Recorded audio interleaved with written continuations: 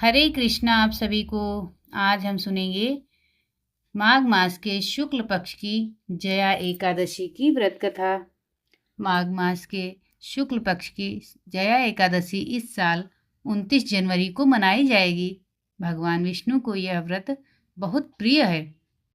ऐसा कहा जाता है कि इस व्रत को रखने से ब्रह्म हत्या का पाप भी क्षमा हो जाता है, पिशाच योनि से भी मुक्ति मिलती है। इस दिन अन्न नहीं खाना चाहिए। पूरे दिन व्रत करके फलाहार कर सकते हैं और अगले दिन द्वादशी को व्रत का पारण किया जाता है। भगवान श्री कृष्ण ने माघ मास के शुक्ल पक्ष की एकादशी का महत्व बताया है। इस साल जया एकादशी के दिन बहुत ही शुभ योग बन रहे हैं। जया एकादशी की कथा इस दिन जरूर पढ़नी चाहिए। युधिष्ठिर जी ने पूछा, भगवान श्री कृष्ण से प्रश्न करते हैं कि हे भगवान, अब आप कृपा कर मुझे माघ माह के शुक्ल पक्ष की एकादशी का क्या महत्व है, विस्तार पूर्वक बताएं। माघ शुक्ल पक्ष की एकादशी में किस देवता की पूजा करनी चाहिए तथा इस एकादशी व्रत की कथा क्या है, उसको करने से किस फल की प्राप्ति होती है, शीघ्र ही बताएं। भगवान श्री कृष्ण कहते हैं, माघ माह के शुक्ल पक्ष की एकादशी को जया एकादशी कहते हैं। भगवान कृष्ण ने कहा है कि यह तिथि पापों को हरने वाली है। इस एकादशी का व्रत करने पर मनुष्यों को कभी प्रेत योनि में नहीं जाना पड़ता। एकादशी की व्रत कथा। एक समय की बात है, स्वर्गलोक में देवराज इंद्र राज्य करते थे। देवगढ़ पारिजात वृक्षों से भरे हुए नंदनवन में एक बार अप्सराओं के साथ घूम रहे थे। नंदनवन में उत्सव का आयोजन हो रहा था। इसमें देवता, ऋषि मुनि सभी मौजूद थे। उस समय गंधर्व गा रहे थे तथा गंधर्व कन्याएं नृत्य कर रही थी। इंद्र गंधर्वों के नृत्य का आनंद ले रहे थे।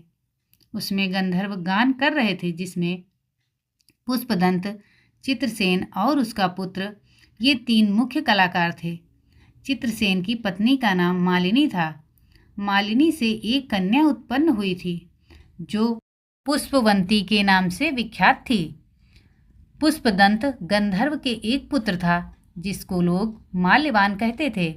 माल्यवान पुष्पवंती के रूप पर अत्यंत मोहित था।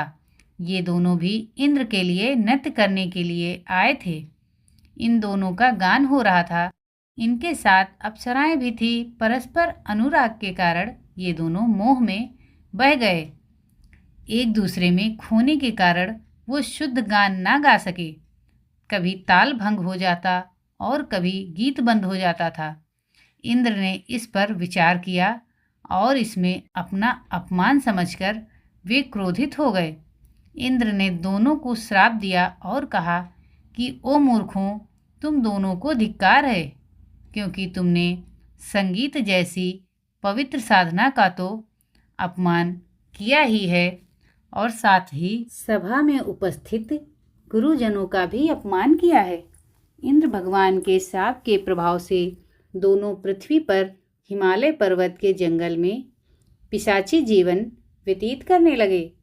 एक दिन पिशाच ने अपनी पत्नी पिशाची से कहा कि हमने कौन सा पाप किया है जिससे अब पिशाच योनि प्राप्त हुई है।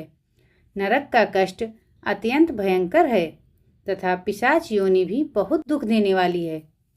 दैवयोग से उन्हें माघ मास की एकादशी तिथि प्राप्त हो गई।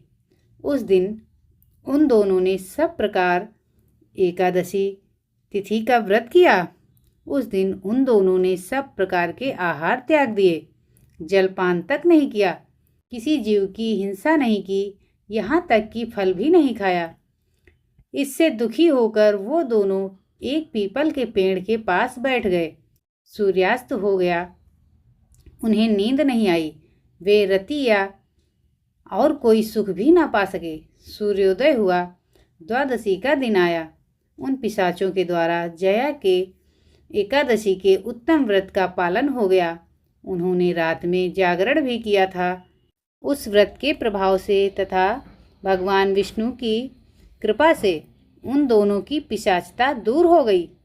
पुष्पवती और माल्यवान अपने पूर्व स्वरूप में आ गए। वे दोनों मनोहर रूप धारण करके विमान पर बैठे और स्वर्गलोक में चले गए। वहाँ देवराज इंद्र के सामने जाकर दोनों ने बड़ी प्रसन्नता के साथ उन्हें प्रणाम किया।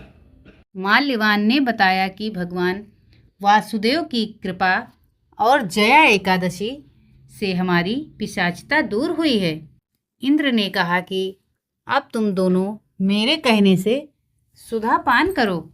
जो लोग एकादशी के व्रत में तत्पर और भगवान श्री कृष्ण के शरणागत होते हैं वे हमारे भी पूजनीय हैं।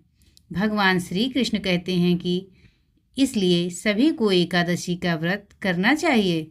यह एकादशी ब्रह्म हत्या का पाप भी दूर करने वाली है। इस महात्म्य के पढ़ने और सुनने से अग्निष्टोम यज्ञ का फल मिलता है। इस प्रकार एकादशी व्रत करने से सभी का जीवन उत्तम होता है। तो बोलिए भगवान विष्णु की जय, माता लक्ष्मी की जय, एकादशी माता की जय। धन्यवाद।